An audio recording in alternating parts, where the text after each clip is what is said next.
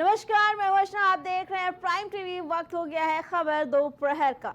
हरियाणा में बीजेपी लगातार तीसरी बार सरकार बनाने के लिए तैयार है। साल 2024 के विधानसभा चुनाव में 48 सीट जीतकर भाजपा सत्ता बरकरार रखने में कामयाब हुई। निर्वाचन आयोग की वेबसाइट के अनुसार कांग्रेस को 37 सीट पर जीत मिली है, लेकिन इस बीच चुनाव प्रचार करने वालों में सीएम योगी आदित्यनाथ के स्ट्राइक रेट सबसे बेहतर रहे हैं। सीएम योगी आदित्यनाथ एक बार फिर से बीजेपी के लिए ट्रम्प कार्ड साबित हुए हैं। उन्होंने जम्मू कश्मीर विधानसभा चुनाव में 5 क्षेत्रों में चुनाव प्रचार किया, जिसमें से 4 सीटों पर बीजेपी ने जीत दर्ज की। इस तरह उन्होंने हरियाणा विधानसभा चुनाव में चुनाव प्रचार किया और राज्य की 14 विधानसभा सीटों पर वो चुनाव प्रचार करने गए थे, जिसमें से बीजेपी ने 9 सीटों पर जीत दर्ज की। अगर उनके चुनावी अभियान को देखें तो हरियाणा में 4 दिन और जम्मू कश्मीर में 2 दिन उन्होंने प्रचार किया। सीएम योगी आदित्यनाथ ने 22 सितंबर को नरवाना, राई और असंध सीट पर चुनाव प्रचार किया। इन तीनों ही सीटों पर भाजपा के उम्मीदवारों ने जीत दर्ज की। इसके बाद 28 सितंबर को मुख्यमंत्री ने फरीदाबाद, रादौर, जगाधरी और अटेली सीटों पर प्रचार किया और इन सभी सीटों पर भी भाजपा ने जीत दर्ज की है।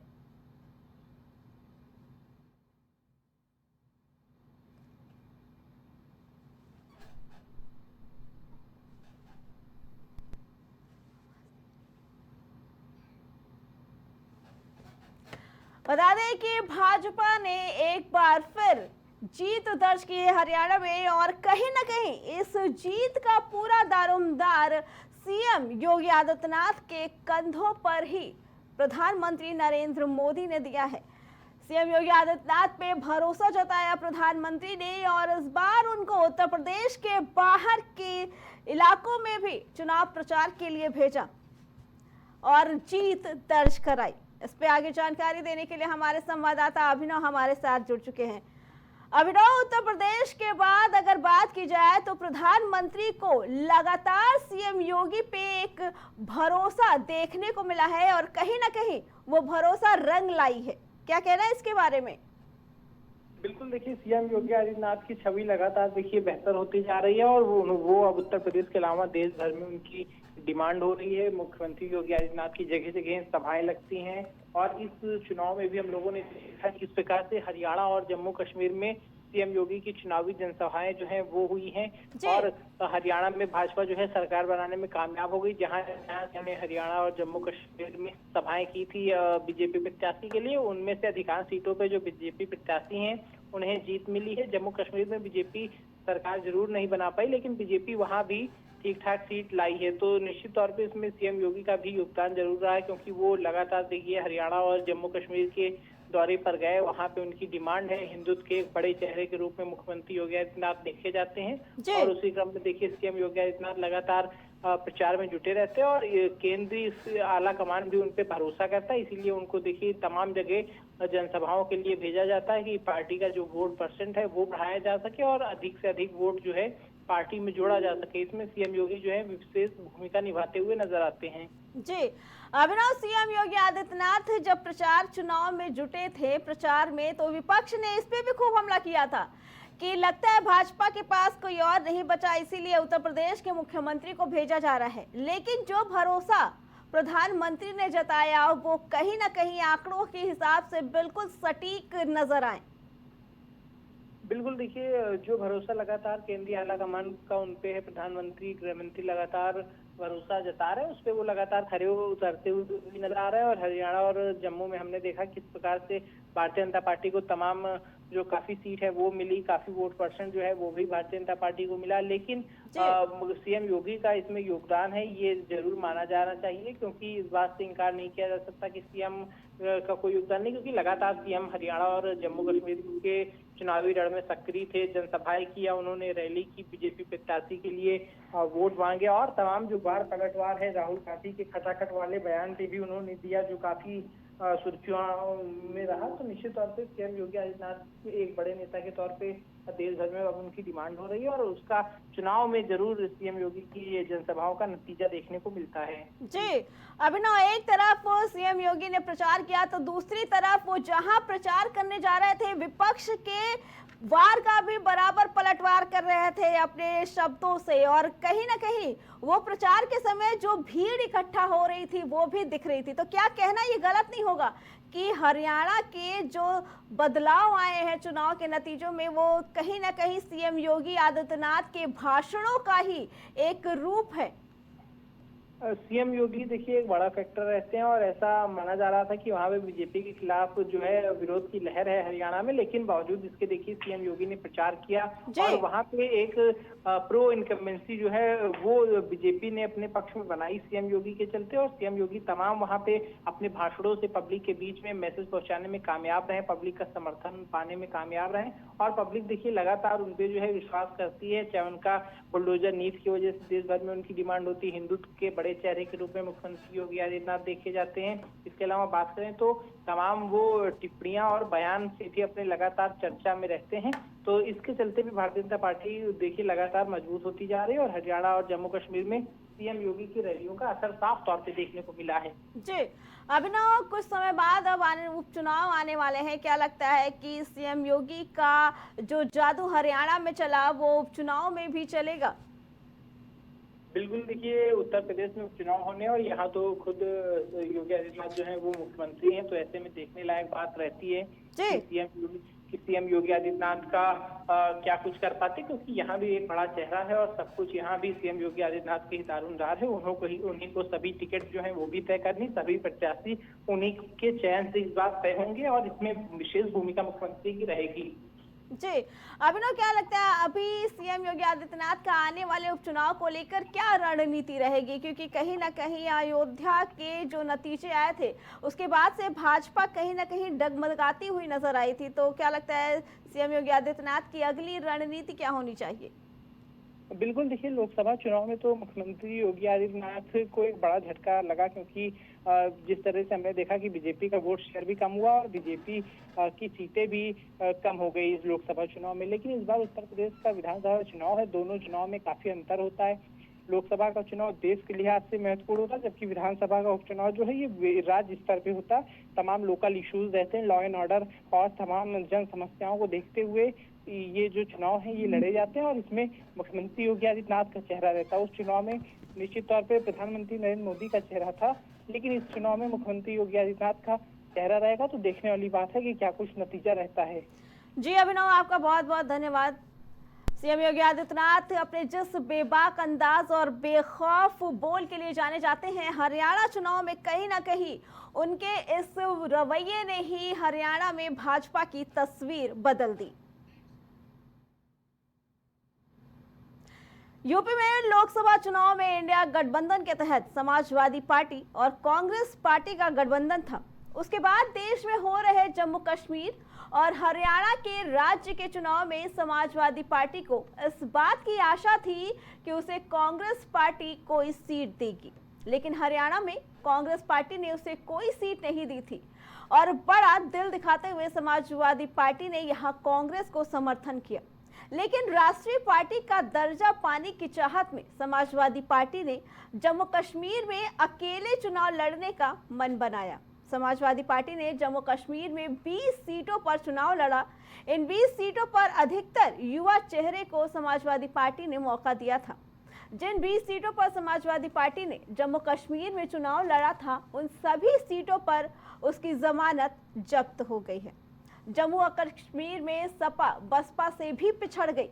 सपा को 0.14% वोट मिले और बसपा को 0.96% ही मत मिल पाए।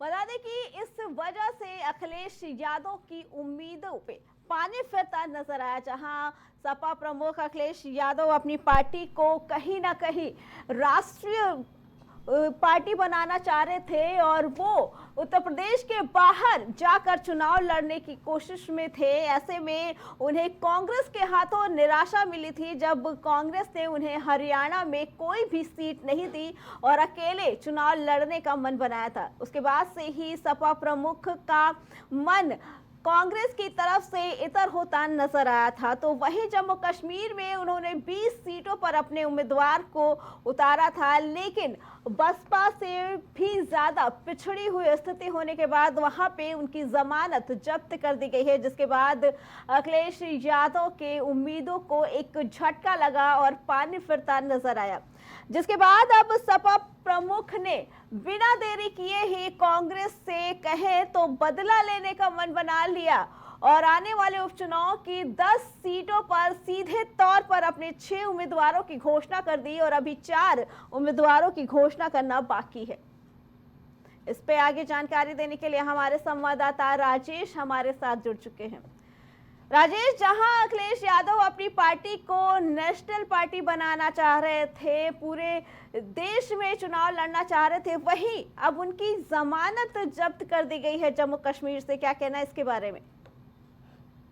बिल्कुल, अगर देखा जाए जेबा, जिस तरीके से समाजवादी पार्टी लोकसभा के चुनाव में देश की सबसे तीसरी बड़ी पार्टी उभर कर आई थी, तो उसी तरीके से अखिलेश यादव ये भी सोच रहे थे कि समाजवादी पार्टी को नेशनल पार्टी बनाने की कवायद चल रही थी।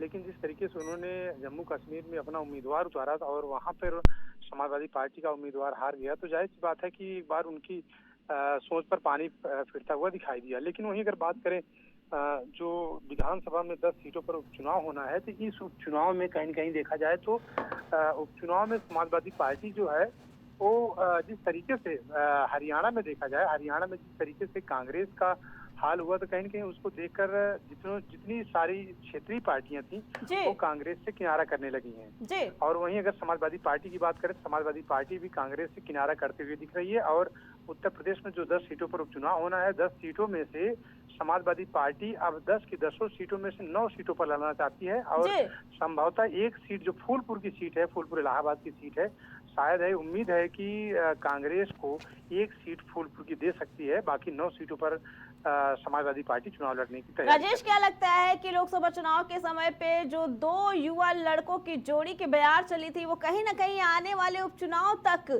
खत्म होती नजर आ रही है?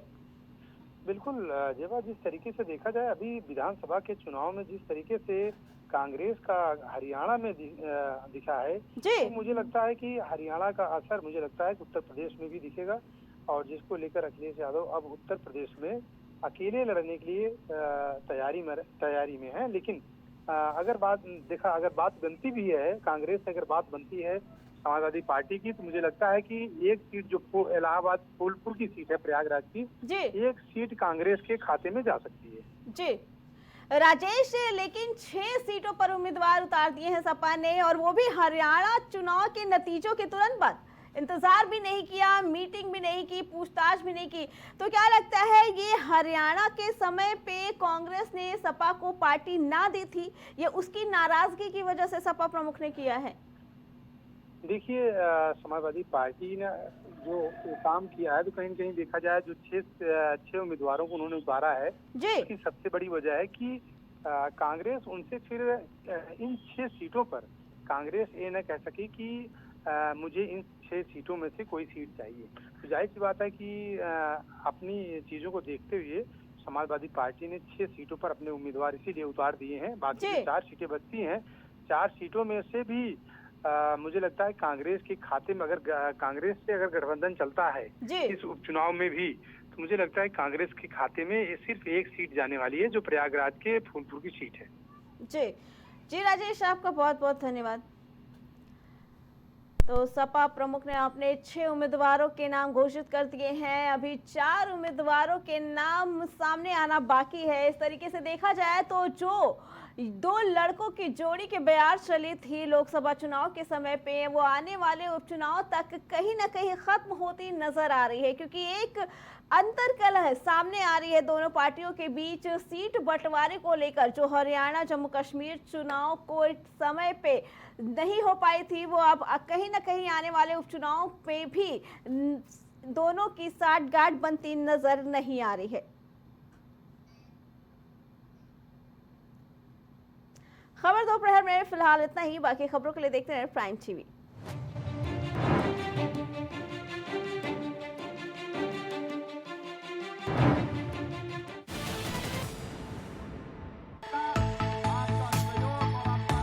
कुछ भाव पुष्प।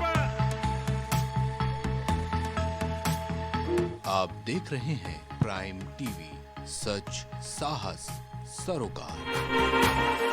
इस जन्म क्या हर जन्म का प्यार होना चाहता। सुनहरी झील में कुछ झिलमिलाती कश्तियां देखी। दिल तुझे रोक रहा है कि जमाना कह दे, या बुरा लगता है तुझको मेरा आना, कह दे। इस 7 जन्मों तक चलूंगा 7 वचनों के लिए। ये मौसम आशिकाना है, चले आओ कहीं से तुम। राज़े हयात क्या है समझना है, अगर तुझे पानी के बुलबुले पे नजर डालकर तो देख।